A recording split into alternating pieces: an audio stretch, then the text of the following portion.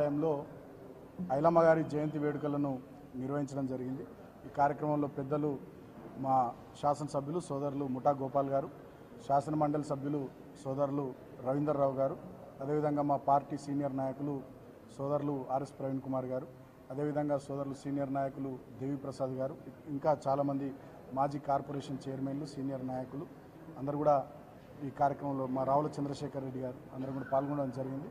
So ఈ సందర్భంగా media ద్వారా తెలంగాణ ప్రజానీకానికి కూడా మేము ఇవాళ ఐలమ్మ గారి జయంతి సందర్భంగా ఎవరెవరైతే కార్యక్రమాలను నిర్వహిస్తూ ఉన్నారో ఘనంగా నివాళులు అర్పిస్తూ ఉన్నారో అందరికీ కూడా ఈ సందర్భంగా కృతజ్ఞతలు తెలియజేస్తూ, గతంలో 2001కి ముందు తెలంగాణ ఉద్యమం లేనటువంటి సందర్భంలో ఆనాడు తెలంగాణ వైతాళికులు కానీ తెలంగాణకు సంబంధించి పోరాటం చేసినటువంటి వాళ్ళందరి చరిత్రలు జీవితాలు ఉమ్మడి ఆంధ్రప్రదేశ్ పరిపాలనలో సమైక్య రాష్ట్రంలో మరుగున పడవేసి రానాటి పాలకులు. 2001లో మా పార్టీ పుట్టిన తర్వాతనే నాకు గుర్తు, ఆనాడు నేను డిగ్రీ విద్యార్థిగా ఉన్న మొట్టమొదటిసారి నల్లగొండలో నిర్వహించినటువంటి సభలో కేసీఆర్ గారు ఈ తెలంగాణ వైతాళికులకు సంబంధించి అందరి పేర్ల మీద కమాన్లు ఏర్పాటు చేయడం జరిగింది. దాంట్లో చాకల ఐలమ్మ గారిది కమాన్, సర్వాయ్ పాపన్న కమాన్, షేక్ బందగి కమాన్, దొడ్డి కొమరయ్య కమాన్, షోయబుల్లా ఖాన్ కమాన్, తుర్రేబాజ్ ఖాన్ కమాన్, ఇట్లా చాలామంది తెలంగాణ వైతాళికులై కమాన్లు ఏర్పాటు చేయడం జరిగింది. సో అట్లా తెలంగాణ చరిత్రను, తెలంగాణ పోరాట వీరుల్ని తెలంగాణ సమాజానికి ప్రపంచానికి గుర్తు చేయాలనేటటువంటి ఆలోచనతో ఆనాడు ఉద్యమంలో భాగంగా కేసీఆర్ గారు చాలా విస్తృతమైనటువంటి ప్రచారం అందరికి తీసుకురావాలనే ప్రయత్నం చేశారు. సో 14 ఏళ్ల సుదీర్ఘ పోరాటం తర్వాత రాష్ట్రాన్ని సాధించుకున్న తర్వాత మేము అధికారంలోకి వచ్చిన తర్వాత ఐలమ్మ గారి జయంతిని అధికారికంగా నిర్వహించడం, పాఠ్య పుస్తకాల్లో వీరి జీవిత చరిత్రను భాగంగా చేయడం, భవిష్యత్ తరాలకు కూడా వీరి పోరాట స్ఫూర్తి, వీరి జీవితం తెలవాలి, ఒక మంచి ఎక్స్పీరియన్స్గా అనుభవంగా వచ్చే జనరేషన్స్ కూడా ఇవన్నీ తెలుసుకోవాలనేటటువంటి ఆలోచనను ఆనాడు కేసీఆర్ గారు చేశారు. మరి ఐలమ్మ గారి జీవితం ఏంది, వారి జీవితంలో చేసినటువంటి పోరాటం ఏంటంటే, ఆనాడు దొరలు విష్ణూరి రామచంద్రారెడ్డి గారు ఆనాటి దేశ్ముఖ్లకు వ్యతిరేకంగా జరిగిన పోరాటంలో ఆమె ముందు వరుసలో నిలబడి పోరాటం చేసింది. సో ఆనాడు తను పండించినటువంటి పంటకు సంబంధించి వాళ్ళు ఎత్తుకపోకుండా నేను పండించినటువంటి పంట మీద నాకే హక్కు ఉంటుందని చెప్పి తన హక్కుల కోసం కొట్లాడి ఇతర సమాజంలోని అందరికి కూడా స్ఫూర్తిగా ఐలమ్మ గారు నిలబడ్డారు.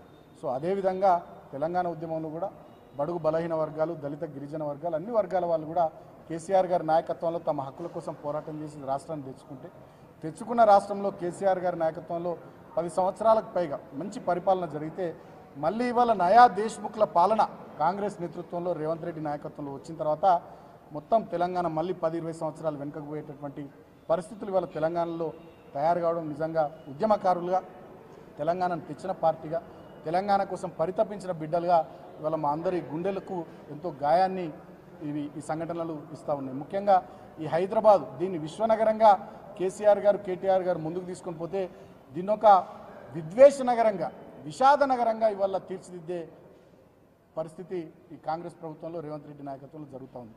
మనం చూసినాం మొన్న వీడియోస్ కొన్ని వచ్చినాయి. నోమా ఫంక్షన్ హాల్ ముందు కస్తూరిబాయ్ అని చెప్పి వాళ్ళ తల్లి కొడుకు లేదు చెప్పుల షాప్ పెట్టుకుంటే నిర్దాక్షిణ్యంగా బుల్డోజర్తో చెప్పుల షాపును తీసేసింది.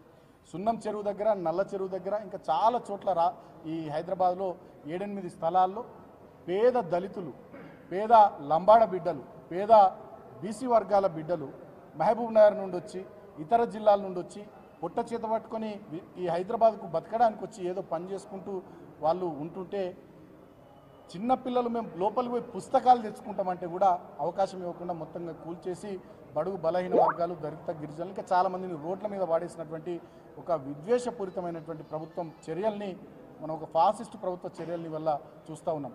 ఆనాడు దేశ్ముఖ్లు ఏం చేసిర్రో ఇవాళ ఈ నయా దేశ్ముఖ్లు కూడా అదే చేస్తున్నారు, పెద్దగా తేడా ఏం లేదు.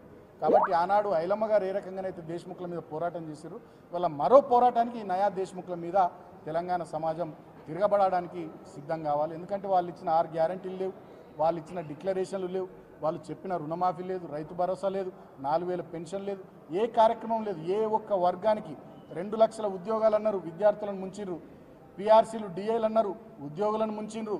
సింగరేణి కార్మికులకు లాభాల్లో వాటా గత ప్రభుత్వాల కంటే ఎక్కిస్తామన్నారు, దాన్ని సగానికి తగ్గించారు. మేము 32% ఇస్తే వాళ్ళ 16% ఇచ్చి సింగరేణి కార్మికుల నోట్లో మట్టి కొట్టిర్రు.